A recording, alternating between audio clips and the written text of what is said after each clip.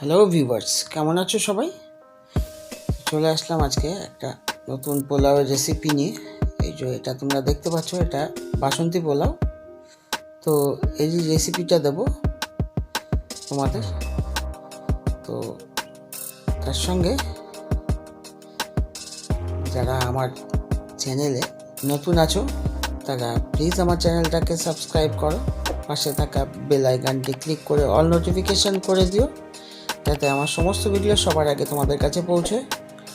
আর আমার ভিডিওগুলো যদি ভালো লাগে তো অবশ্যই লাইক করো আর শেয়ার করো। আর তোমরা রেসিপিটা ঠিকঠাক বানাতে পারছো কিনা সেটাও আমাকে কমেন্ট করে জানিও। তো কথা না বাড়িয়ে চলে আসবো মূল রান্নায়। তো এই বাসন্তী পোলাও বানানোর জন্য আমি এখানে 1 কিলো বাসমতি চাল জলে ভিজিয়ে রেখেছি। রান্না করার 8 ঘন্টা আগে এই চালটা ভিজিয়ে রাখবে। আর সঙ্গে নিয়েছি কাজু, কিশমিশ আর কিছু গোটা গরম মশলা, আর নিয়েছি কেশর রং। এই গোটা গরম মশলার মধ্যে জয়িত্রী জায়ফলটাও নিয়ে নেবে তোমরা। আর নিয়েছি সাজিরে। তো যাই হোক, প্রথমে মশলাটাকে, গোটা গরম মশলাগুলো একটু ড্রাই রোস্ট করে নিচ্ছি, সঙ্গে জয়িত্রী জায়ফল আর সাজিরাটা দিয়ে এই মশলাটা এবার একটু গ্রাইন্ড করে নেব। আর কড়াইতে একটু ঘি দিয়ে দিচ্ছি বেশি করে। তো ঘিটা প্রথমে গলিয়ে নিতে হবে, তো কড়াইতে ঘিটা গলিয়ে নিচ্ছি। নেওয়ার পর কিছু এলাচ নিয়ে নিয়েছি, এই এলাচটাকে আর কি একটু ফাটিয়ে দিতে হবে। তবে তার আগে ঘিটা গরম হয়ে গেলে দিয়ে দেবো তেজপাতা। এখানে একটু বেশি করে তেজপাতা দিয়েছি, আর এলাচটাকে এইভাবে ফাটিয়ে নেব। সঙ্গে দেবো একটু লবঙ্গ আর দারচিনি। এটা দিয়ে যেই মশলাটা ভালো করে ফুটতে থাকবে বা ফাটবে, ঠিক সেই সময় একটু নাড়িয়ে নেব। নাড়িয়ে কিশমিশগুলো দিয়ে দেবো। কিশমিশগুলো এই সময় আর কি একটু হালকা ফ্রাই করে নিলে কিশমিশগুলো ভালো ফুলে ওঠে বেশ। তারই 10-15 সেকেন্ড পরেই আর কি দিয়ে দেবো কাজু বাদামগুলো। কাজু বাদামও এর সাথেই একবারে ফ্রাই করে নেব। তো এইভাবে কাজু আর কিশমিশটা, ঠিক দেখেছো কাজু কিশমিশগুলো কীরকম ফুলে উঠেছে। তো কাজু কিশমিশটা দিয়ে এবার সঙ্গে একটু মিষ্টিও দিয়ে দেবো, মানে চিনি। তো দিয়ে ভালো করে নেড়ে এটাকে রেখে দেবো, পরে কাজে লাগবে। এবার চালটাকে ফুটতে বসিয়ে দিয়েছি। তো চালটা বসিয়ে দিয়েছি, সঙ্গে দিচ্ছি এখানে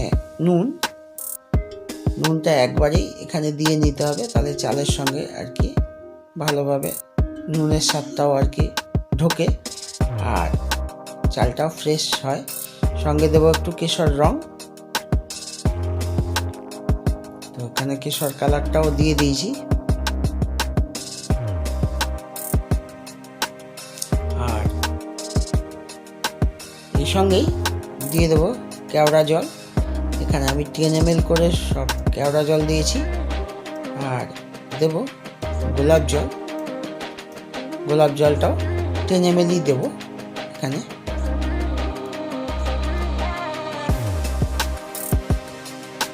তো এখান থেকে কিছুটা আমি গরম জল আলাদা বাটিতে তুলে রাখবো।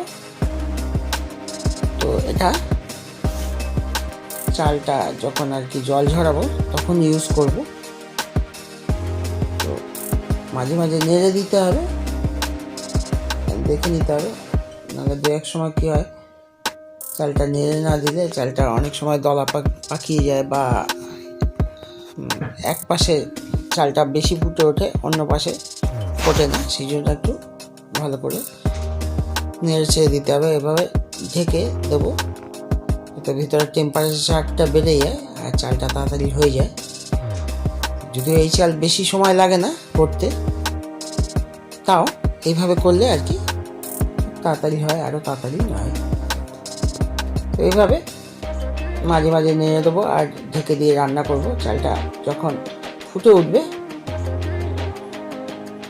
ঠিক সেই সময় দেখে নিতে হবে চালটা। তো মোটামুটি এইরকম ফুটে উঠবে যখন, চালটা 90% যখন হয়ে যাবে, ঠিক সেই সময় চালটাকে নামিয়ে দিতে হবে। এবার নামিয়ে জল ঝরতে দিয়ে দেবো। একটা ঝুড়ির উপর আমি একটা মশারির টুকরো নিয়ে নিয়েছি, পরিষ্কার মশারি নেট। তো সেটাই তার উপরে ভাতটা এরকম ঢেলে দেবো। ঠিক 90% যখন হয়ে যাবে তখনই এটা জল ঝরতে দিতে হবে। আর ওই যে গরম জল আলাদা যেটা তুলে রেখেছিলাম সেটাও এই চালটার উপরেই দিয়ে দেবো, মানে জলটা ঝরানোর সময় লাস্টে দিয়ে দেবো। এতে কী হয়, এতে প্রত্যেকটা ভাত ঝরঝরে হয়, একদম ফ্রেশ ঝরঝরে থাকবে ভাতগুলো। যাই হোক, জলটা ভালো মতন ঝরা হয়ে গেলে তুলে নিয়ে এটা আলাদা পাত্রে ঢেলে দেবো। তো একটু বড় পাত্রে ঢেলে দিচ্ছি।